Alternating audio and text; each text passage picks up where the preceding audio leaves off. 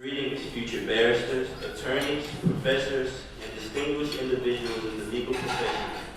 My name is Quadre J. White, and I am an aspiring lawyer representing the Highland Debate Law Club at the University of Louisiana at Lafayette. Tonight I am proud to introduce to you a man who is remarkable, should I say at least, a profound individual, Dr. Clarence B. Jones, Esquire. I was fortunate enough to have met Dr. Jones a couple of hours before this ceremony. I was able to generate a conversation with him in which allowed me to take a few things that will keep with me until the day that I die. One being that as aspiring attorneys, African American attorneys, we have a tremendous duty to society, our ancestors, and those who paved the way for us to exceed the expectations and achievements of those individuals that made it possible for us to unite in this very room tonight. In the wise words of Dr. Jones, with this skin in this country, you have to work twice as hard to get half as much. I also took from my conversation something I must remind to all of my fellow aspiring attorneys in this room. If you are going to be a lawyer, please do not do it for the money. Do it because the idea of practicing law is something that genuinely makes you happy, something that motivates you to empower others, and in the end, let justice guide you. Because in the words of Dr. Jones, you don't see any Brinks trucks riding around funeral routes, because when you're gone, you can't take his money with you. Thank you.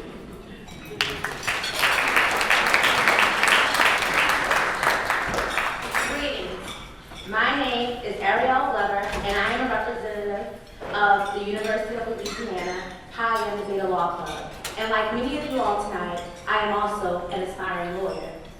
It is both a pleasure and an honor to introduce Dr. Clarence B. Jones, Esquire, to all of you this evening. I am personally influenced by the achievements of Dr. Jones.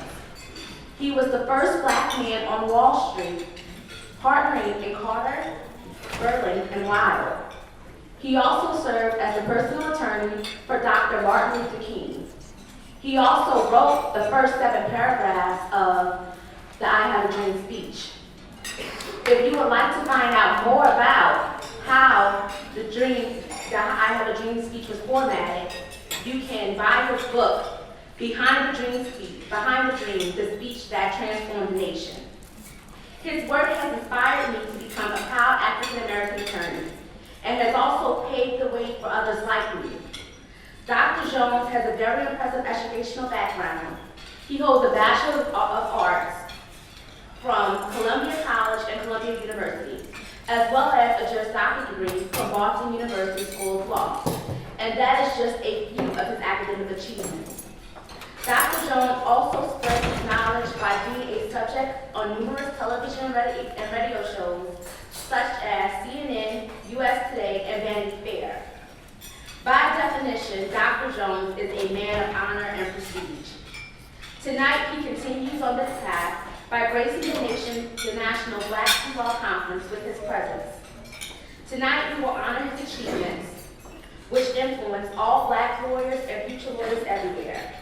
Please join me in welcoming the distinguished and honorable Dr. Clarence B. Jones, Esquire, to accept the legendary Juris Award.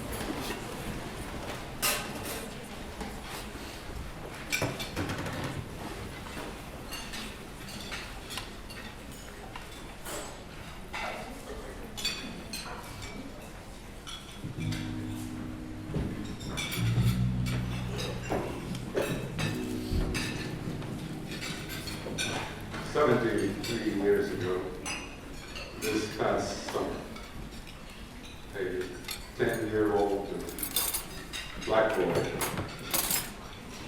was visiting his parents, who were domestic live in household service at the place where they worked in Atlantic City. While he was visiting them, he took a ride on a bicycle away from the immediate place where his parents worked. And when he rode that bicycle, soon he was surrounded by about 5 to 6 white boys. And these white boys started shouting to this young black boy, "Jigaboo, nigger, Sambo, monkey. Where did you get that bike? Stolen." So this little boy ran back to the place where his parents worked, ran into the kitchen to his mother, who was a domestic, as I said. A maid and a cook. And when he went and told his mother what had happened, he was surprised because he thought his mother would have a reaction that would be much more sympathetic. But she grabbed him by the shoulder and she said, "Come over here, boy." And she said, "Look into that mirror." And the little boy said to his mother, "Well, Mama, what do you mean?" She said, "Tell me, what do you see?" So he said, "Mama, I see you. I see me." "No, look harder. What do you see?" And he's still crying. He says, "Mama, I see you and I see me." She says, "No, that's not what you see. What you see in that mirror is the most beautiful thing that God has created. You were created in the image of God. God loves you. I love you. I know because I was a 10-year-old boy, 17 years old."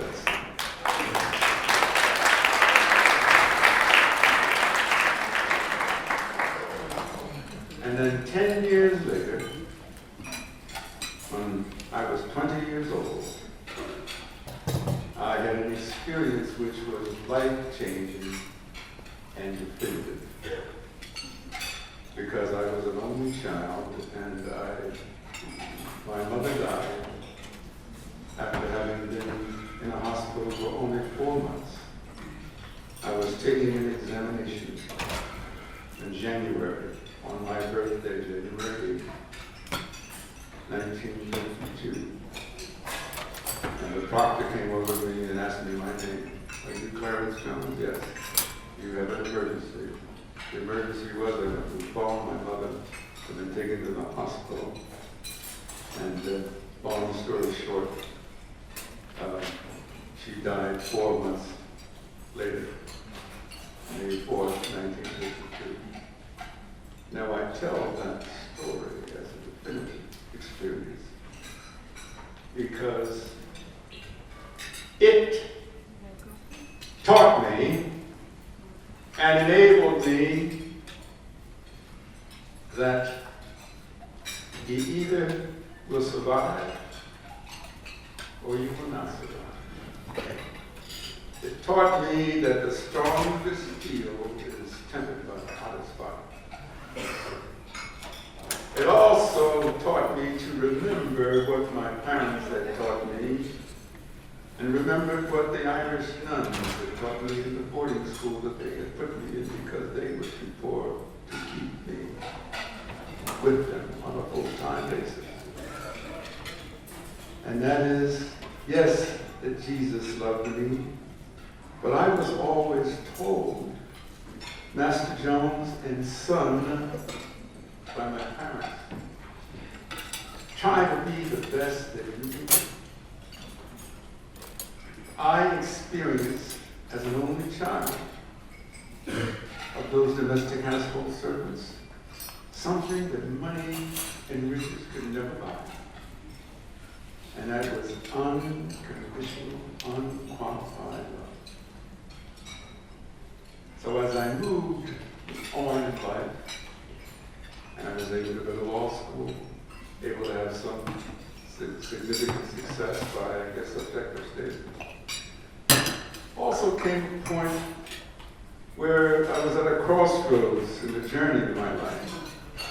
And I reflect back on that crossroads because I had experienced what might be called cumulative success. I reached a point where I really thought I was bad. I really thought I was the baddest thing walking. Because I was the first African American to become a partner in the Wall Street investment firm, the casino of the New York Stock Exchange, making more money each month than both of my parents made in all of their lives. And during the course of that time, I had another life-changing experience. I met an extraordinary man, the 20th century preeminent apostle of nonviolence, love, and the pursuit of excellence, the Reverend Dr. Martin Luther King Jr. And I was privileged to serve with that extraordinary man for approximately 7.5 years as his political advisor, personal lawyer, and justice. As I reflect on my life back, I'm going to be 84 in January, God willing. And Martin Luther King Jr.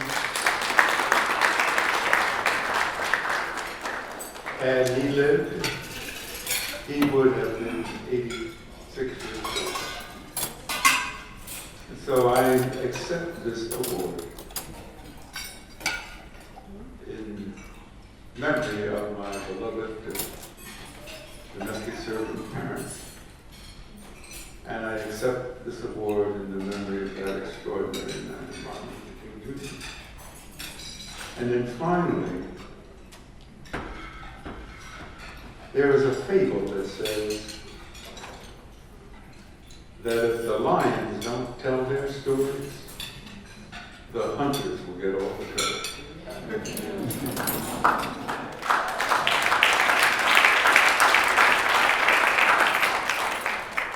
So I accept this award also in the memory and the name of all those extraordinary lions and lionesses that enabled you to be in this room tonight, aspiring lawyers that made it possible for you to even think about being a lawyer, and that made it possible for this nation that was trapped in racial apartheid and racial segregation to pass historic social justice legislation, the 1964 Civil Rights Act, and to give you the opportunity to be the best that you could be.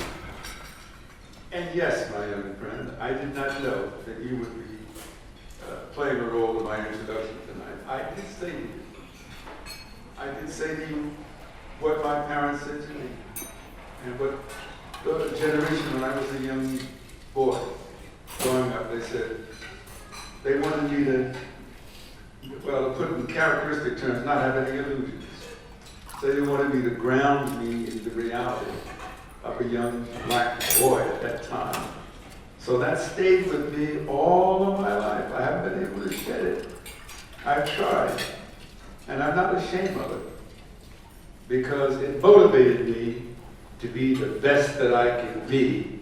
I don't mind having to be twice as good to get half as much, because I know by being twice as good, I'm going to get more than half as much. Thank you so much.